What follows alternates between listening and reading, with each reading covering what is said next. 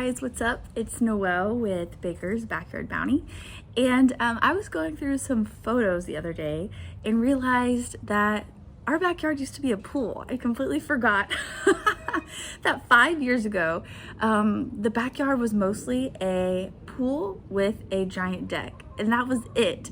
So in 5 years, we have gone from that situation to really, I would call this like a thriving backyard farm.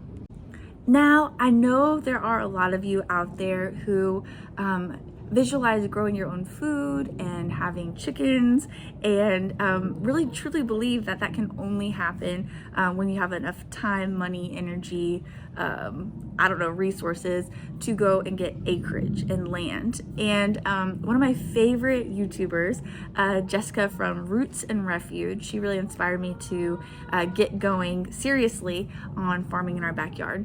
She has this beautiful saying of like, turn your waiting room into a classroom. So don't wait until you have all of the perfect elements in order to learn how to homestead.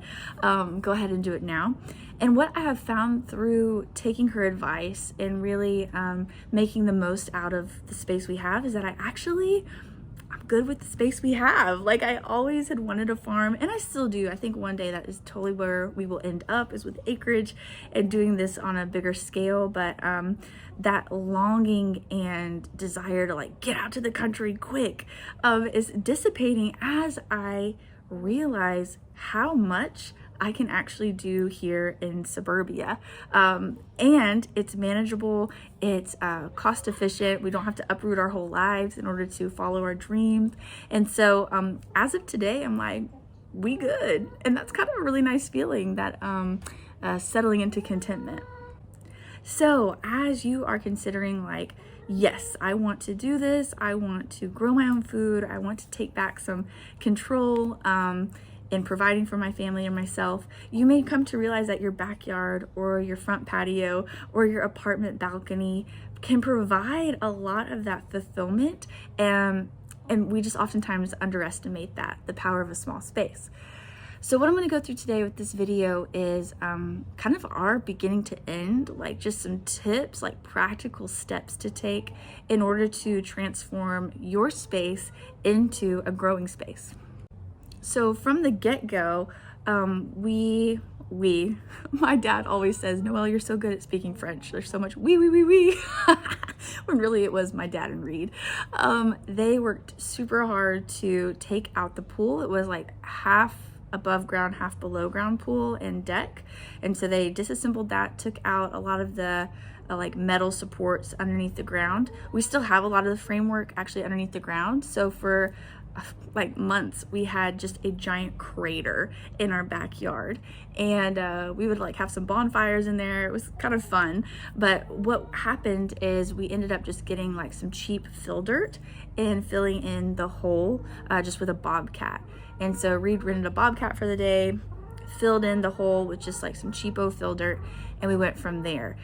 So if you don't have to do all those steps, that's kind of nice. If you just got grass in your backyard, that's a really easy place to start. So step one would be, and I got frustrated by this because I'm like, I'm a doer, I just want to do it.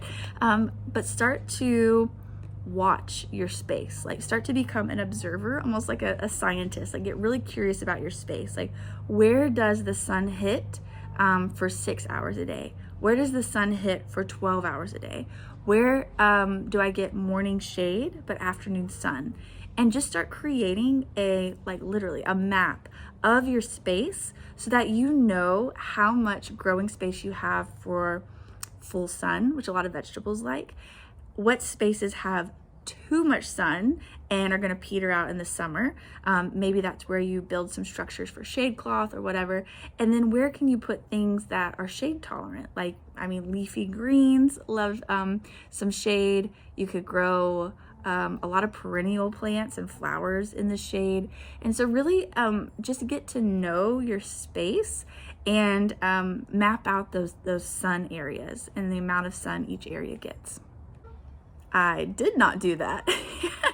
I made beds and planted things in the wrong spot.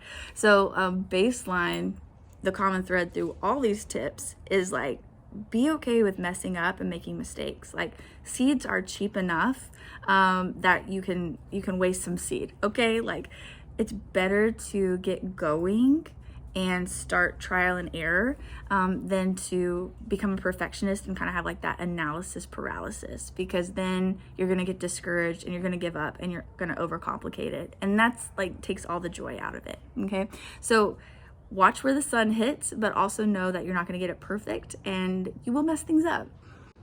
Okay, after you watch the sun and you have your idea of where you want things to go, and it doesn't have to be specific, but just generally, like, I want to grow my vegetables here because it gets full sun. I want to grow some perennial flowers over here because it gets part sun, things like that. Then you need to kill your grass, okay? And for some of us, that's like so hard because we really take great stock and value in our lawns. And you can keep your front lawn, like we call it the mullet house, you know? Front is all business. We have shrubs, we have lawn. Back is a party. Okay, so just start with what you're able to stomach, but start killing that grass. And it doesn't have to be this super involved process of like, you know, an X-Acto knife, like cutting it out and pulling up sod. Like, literally the easiest thing to do is to go around your neighborhood on recycling day or trash day and find all the cardboard boxes that people are throwing away. Put those in the back of your trunk. Make a few trips if you have to. Pull off all the tape and all the plastic wrapping on the boxes. They need to be like natural cardboard. So we don't use like diaper boxes because they're wrapped in like plastic, I don't know, like marketing packaging. But like natural cardboard, and just start like laying those puppies down, watering them with a water hose where you want your garden bed to go. And then, and you can even use newspaper. Like, I started with newspaper. Cardboard's a better choice, but if you have a bunch of newspaper on hand, you can do that as well. And then like layer on top of that dirt. So like you can get I don't know, like a dump of dirt, like a bulk order of dirt delivered. That's one option. Or you can just go to Lowe's and get like some topsoil, some compost, some manure, and mix all that in and throw it on top. Put some wood chips on top of that, and then just like let it sit. We have done that for pretty much all of our garden beds. It's called no-till gardening, or like lasagna gardening. And so really it's just like cardboard, dirt and soil, and wood chips. There's an app called Chip Drop where you get free orders of wood chips, but you don't really get to choose like what kind of wood or like how the texture of the wood chips are, or like how much you get. So we actually, I mean, that's a great option if you're starting from scratch, but we have just traditionally like bought our wood chips and put them down. But there's so many options. It's really cool. Okay, that's where we're at, lasagna gardening. That's how we've done all of our beds, and they just get better and better over the years. So typically what we'll do is in the fall or winter, we will set up a new bed, let it sit, let the grass die off, let the worms come in and break everything down during those seasons, and then spring and summer we're ready to rock and roll. So it's not too late. Go ahead and you can start now. We have also used the tarp method to kill grass, where we set out big like black plastic tarps with bricks on top. Let those sit for like 2 weeks. When you pull it up, the grass will be dead underneath, and then you can start to layer on like your dirt and wood chips or your cardboard. I mean, it's not perfect. Like, we've had more grass grow that way rather than just suffocating it from the get-go with cardboard, but that's an option too if you're still gathering cardboard but you have like a big plastic painting tarp. Go ahead and lay that sucker out and get that grass dying. So yeah, it doesn't have to be like super expensive or super involved. Okay, I hope you're still hanging with me. So we have noticed where the sun is, like become the observer, notice your space, get to know it. And then we have killed the grass and created some beds. So those are the 2 steps to like a backyard garden. If you have a patio, I mean, just start with like potted plants and see how you do with that and go from there. So that's my 3rd tip. And I also didn't do this one. I regretted it. Thank God my husband is like a different personality than me. Yin and yang, baby. But start small. Yeah. So like I would watch these documentaries on suburban farming or like urban homesteading, and I'm like, oh, that's it. Like, I'm never washing my hair with shampoo again. Like, obviously, it's like, gotta use apple cider vinegar. And like, I can be a real extreme person, which I like about myself because I like go for it, but I also burn out. So, you know, our greatest gifts are also our greatest curses. And that's definitely true in my life. All that to say, like, start with a tomato plant in a big pot and just like nurture that sucker and fall in love with eating really good, juicy, flavorful tomatoes, and then like progress from there. In my mind, I was like, obviously we have to like get pigs and a goat and all that in our backyard. Like, that would have been a disaster. But Reed was like, let's start with one bed. So we started with one flower bed. It's our perennial bed along the side of our house. Started there. The soil there has gotten better and better every year. We're able to grow more and more every year. I'm becoming more attuned and wiser to what plants do well with that sun exposure there. So I got to really know that bed well. From there, we added on our 3 cinder block beds for the veggie patches. From there, we added on a whole cut flower garden. Moral of the story is it came in phases. This is like year 5 since the pool. And if we had started here, I would have been so exhausted and overwhelmed because I wasn't a good enough gardener to take over this much space. Like, I totally would have been like so discouraged. And so just like be patient with yourself. And it helps, I think, for us dreamers and visionaries to write it out. Like, get your little garden journal. We have one, Reed and I share it, and write out the phases. So like year 1, or even like spring 1, and then fall 1. Like, what do you want to do so that you can see within the next year or 2 or 3 that you actually are becoming pretty like self-sufficient in terms of produce or eggs or whatever is really important to your family. So phase it out. Like, just trust me on this. Like, start small and go from there. So this is actually where we started. On the side of the house, we killed all of this grass using a tarp and cardboard. And as you can see, like, I have no clue what is happening here. The grass is completely taken over. So when we take these onions out, we're going to replace it with, we'll clear the whole thing out and then replace it like with a new fresh planting, but it's pretty weedy. Anyways, so started with this side first. Then we added on this perennial bed. And so these plants come back year after year. So I have yarrow. We actually have a really beautiful, tasty blackberry bush that's gone wild over here. I have some cone flower back in here that comes back every year. We have rudbeckia that comes back every year. I think I mentioned yarrow. We have this liatris, comes back every year. And then I'm actually replacing these. I took out some perennials here, some Greg's Mist that we had, and I'm trying to grow some snapdragons and some stalks. So this little part is in transition, but look at that. It was just like, that was it. That's what we were working with. It was a really beautiful start. Then after I got this bed down, we built one cinder block bed, and it actually was half of this size. So let me show you. So we just harvested all our garlic, or most of our garlic, out of this bed. And the cinder blocks.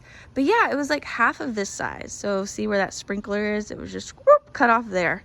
Grew some veggies there, mostly tomatoes, because I love growing tomatoes. Then we added on a second one. Then we added on a third one, and all of them were half this size. The next year, we extended it. We doubled the size of our cinder block beds, just extending it, adding in more cardboard, killing the grass, adding in dirt and mulch, getting a few more cinder blocks. So like, we don't have any, like, we're not trust fund babies. And if you are, more power to you, baby. But that's not us. And so like, we actually had to be, I don't know, like, wise stewards of our money in terms of gardening, because I ain't trying to grow $850 tomatoes. Like, it has to make sense. And so by phasing it in, that gives you an opportunity to not go into debt trying to grow your own food. However, I will say, just like a little side tip, we have a credit card that we use for like all our household expenditures. We pay it off every single month, but what it does is it accumulates points, and we use those points to get gift cards to Lowe's. And so instead of like having like flyer miles or hotels, we're just not in that phase of life right now. Maybe one day we get Lowe's gift cards. And so a lot of this garden was built using those gift cards accumulating points. So you can kind of be like strategic about it. We decided that Reed and I both loved growing flowers, and we had such a bumper crop of flowers. We were just like giving away jars full of flowers, like to anyone, like please take flowers. And so we decided that it's always been a dream to sell at the farmer's market. We don't have enough space, or really we haven't had enough, I guess, motivation to grow a market garden in terms of vegetables. That's a little bit trickier in our book. Flowers are easy and they sell for a nice price. And so we decided to grow flowers for the farmer's market. We only sell every other week. Again, like baby stepping into it so that it's sustainable for us and our family. But we added on this whole side garden of flowers. Oh, I'm gonna go that way. Right, so it ended, see where these bricks are right here? That was as far as it went. It went from the corner of the house, boop, all the way around, and we grew a ton of flowers in that space. Next phase, we took the bed and actually extended it around this side of the house. This was like the next year. It goes all the way down. Those are our compost barrels. These are water barrels. And yeah, it's given us like so much more growing space for our cut flowers. In the midst of progressively getting rid of our grass and adding in growing space, we have always had chickens. I've had chickens even before I moved into this house with Reed. And so we've always had chickens. That's been like a continuous thing for us because they're easy. Like the hardest part is moving them around periodically so they always have fresh grass. So that's one of the reasons we haven't taken over our entire backyard with growing space, is because we want to make sure that our chickens can have fresh like pasture to graze on constantly. And so we have dedicated pretty much the whole back of the yard and this middle space to moving the chickens. So they have like 4 or 5 little paddocks that they can go on throughout the year.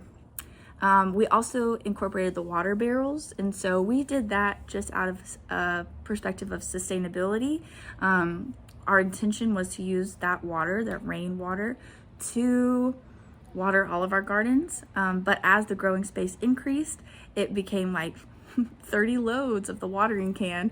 And so if you are an engineering type mind and can do like drip irrigation lines from your water barrels, like hardcore, do it. That's our goal one day, is to figure out a system that would work like that. But as of now, we have it just to supplement using the hose or the sprinklers for our gardens. We use it to water everything in our greenhouse. What else do we use the water barrels for? Our kids think it's so cool. They can turn on the tap and the rainwater comes out. But yeah, that's pretty much what we do with that. And it was really easy. You just rig. That's another video, another time. But we just bought some soy sauce barrels on Facebook Marketplace and put a spigot in them, and then rigged from the gutter a downspout, like a tube that came down into the barrel and filled it up. So that's Reed's doing. I just adore him. I'm glad we can do this together because it'd be a lot of work just for one person. So we have that, and then the composting. We have composted since we started gardening. And so that's been years now, and I really feel like, honestly, we're just now getting the fruit of that labor.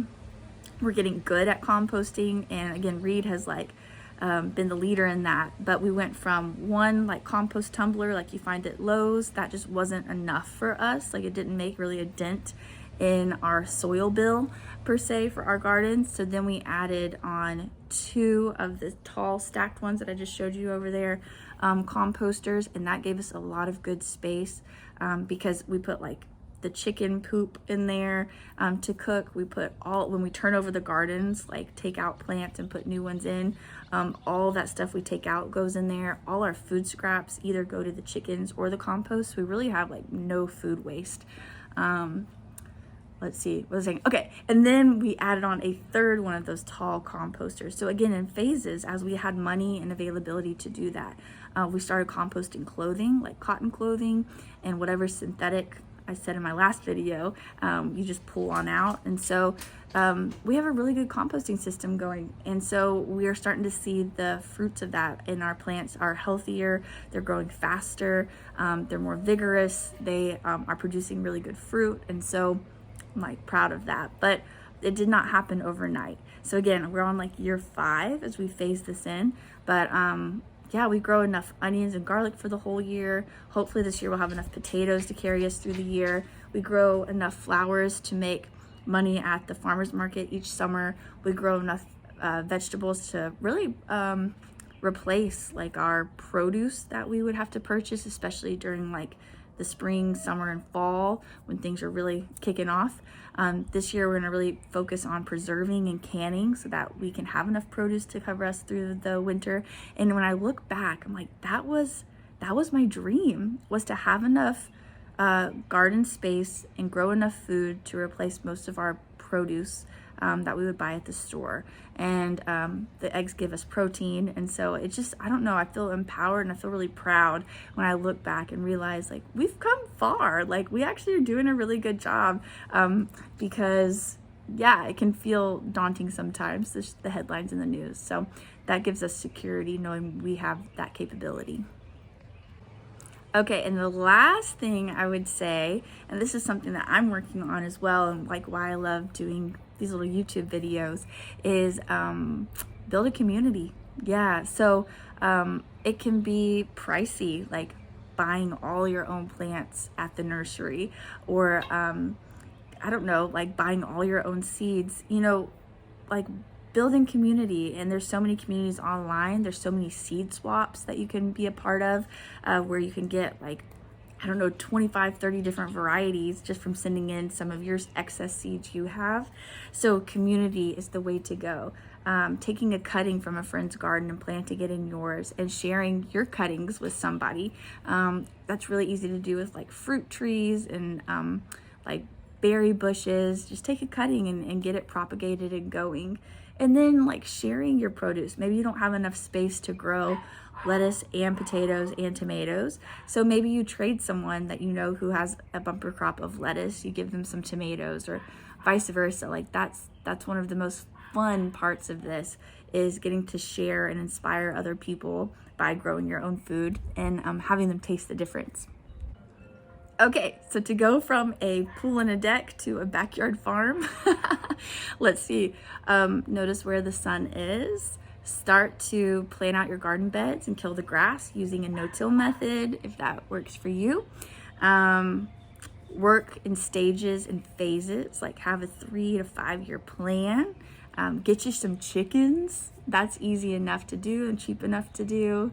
And dream, just like dream and go for it, and trial and error with the support of community. And I consider like YouTube to be a community space. So when you feel discouraged and everything's like so stalled out from the heat and blah blah whatever, like come back online and find inspiration and motivation. I even have to do that. I have to watch other people and be like, okay, I'm back to my center of why we're doing all this extra work, especially with toddlers. So yeah, I hope this helped today.